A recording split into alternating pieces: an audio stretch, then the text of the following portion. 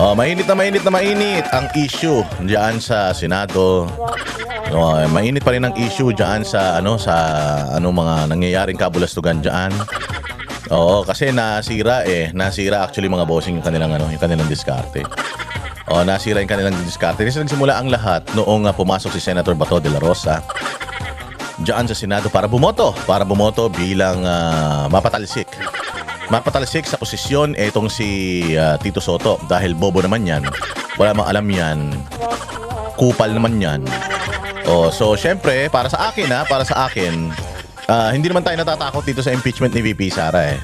Actually, di ba nga, sabi nga ni VP Sara last year, hindi daw siya magre-resign. Kasi sinasabi nila, isang option, mag-resign ka VP Sara para eligible ka pa rin tumakbo. Para eligible ka pa rin tumakbo sa any position. Pero mga bossing, ang masaklap nito dahil yung mga tao, hindi nila maipupush kasi halimbawa mag-resign si Inday Sara, mamimili ang presidente. Mamimili ang presidente kung sino ang ipapalit niya kay Inday Sara. Noon ang plano, mapatalsik si Inday Sara para maipalit si Tito Sotto. Ito ang mga teorya ha.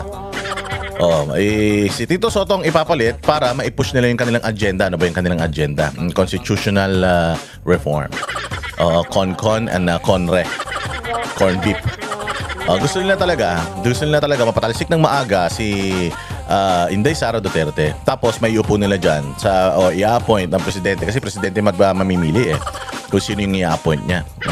So pipiliin niya si Senator Bato. Si Senator Tito walang kwenta Sotto. Siyempre pag yun ang vice president niya, wala nang threat. Wala nang threat sa kapangyarihan dahil aso niya yan si Tito Sotto. Wala nang threat sa kapangyarihan ni Bongbong Marcos.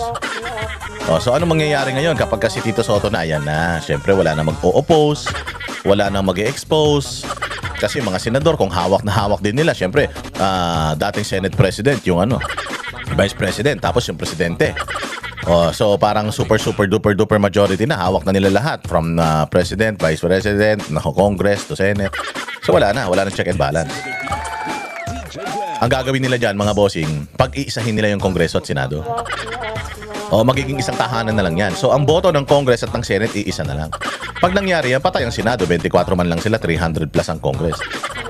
So kung halimbawa, yung 200 bumoto na kagad, pabor doon sa gustong mangyari ng pamahalaan. Kahit na yung 24 senador umayaw, wala na. Kasi counted na yan as bilang na lang talaga. Hindi katulad ngayon, may check and balances pa tayo.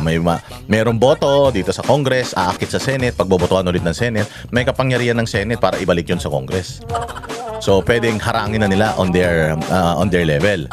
Pero kapag napag-isa na ang Congress at ang Senate, wala nang way para harangin nila. Wala nang way para harangin nila yung mga bagay-bagay. Parang na yan. Siyempre, yung mga congressman, bayad yan lahat. Kumita na yung mga yan. Siyempre, yung political agenda ng mga congressman yung importante lang naman sa kanila. Mga proyekto nila, ganyan, kasi dyan sila kumikita. Maliit man lang yung distrito nila, mabili nila yung mga botante nila. Tapos makuha nila mga kickback nila dyan sa mga proyekto sa DPWH at kung saan pang mga procurement na meron dito sa Bayang Pilipinas. Yun ang importante. Ang masaklap pa niyan, may extend pa yung termino ng presidente. Yun ang gustong-gusto talaga nila, may extend yung termino ng presidente or mabago. Magstay sila diyan pang habang panahon. Yun lang naman talaga ang gusto nila. Kasi ayaw talaga nila na bumaba sa pwesto. Kasi nga, pag bumaba sila sa pwesto, sandamukal na mga kaso ang kakaharapin nila dahil mga mandarambong sila. Ganyan yan. So iupo si Senator Tito Sotto. Ang problema, na-unseat siya si Cayetano ngayon. So sino na? Pag na-impeach si Inday Sara, sino na ngayon ang iuupo nila? Siyempre iuupo nila si Sandro Marcos. Hindi mismo si Sandro Marcos si Bogie D. Si Bogie D kasi aso yan ni Sandro Marcos. Si Sandro Marcos man na naglagay dyan. Si Sandro Marcos ang nagtanggal talaga dyan kay Martin Romualdez. Dyan sa Kongreso. Kasi nga kulang-kulang yung yung natatanggap niya mula kay Zaldico, kaya gusto niya na hindi na, ako na lang.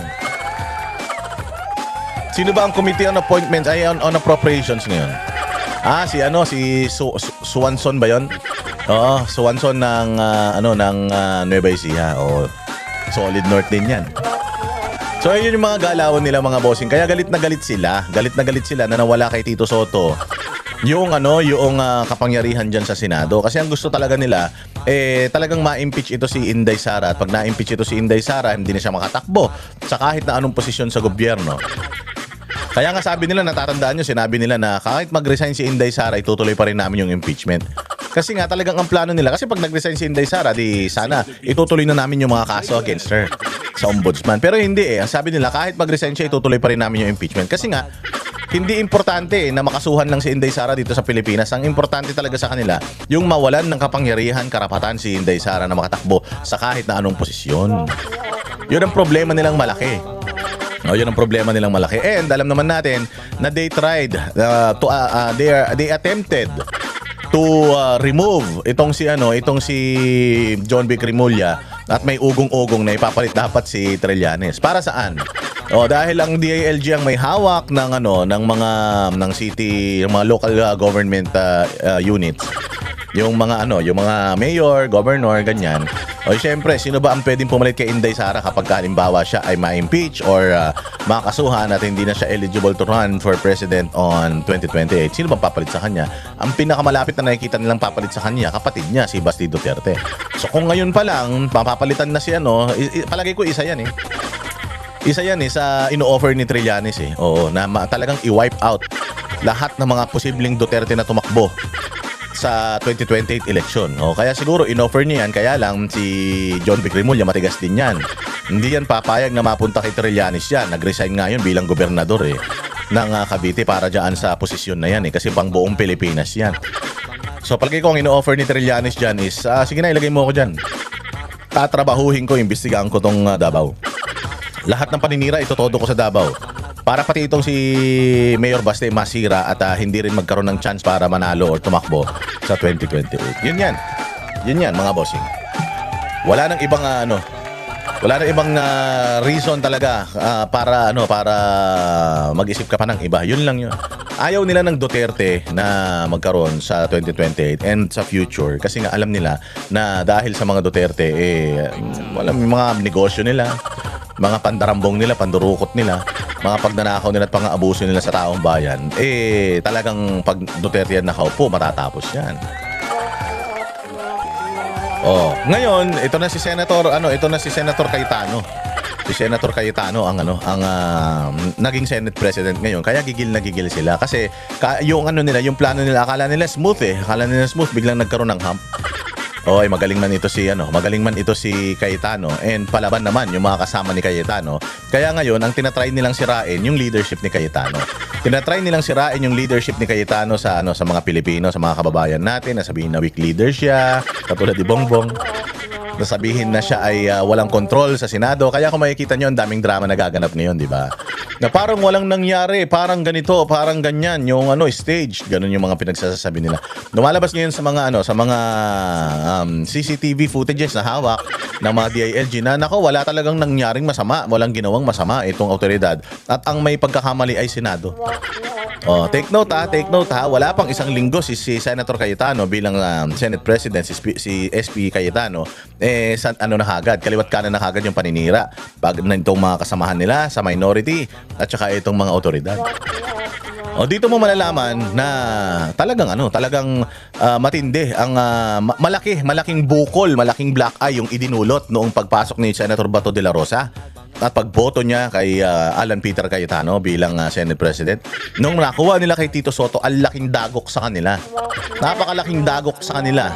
Kasi nga, hindi nila maisa sa katuparan agad-agad o maaring nakalinya na nakarelease na biglang naputol yung release dahil dito sa nangyaring agawan ng kapangyarihan dyan sa Senado. And they are trying to redeem it and maglalagay sila ng panibagong aso nila. Si Gatchalian doon ilalagay nila. Napaka-importante nga na abogado ang ilalagay natin bilang presiding judge. Diyan sa presiding judge diyan sa impeachment court. Kasi nga kung hindi abogado, paano niya didesisyonan yung mga motion, paano niya didesisyonan yung mga kung papaanda rin, patatakbuhin yung meeting kasi magagaling na tao man yung mga nandiyan.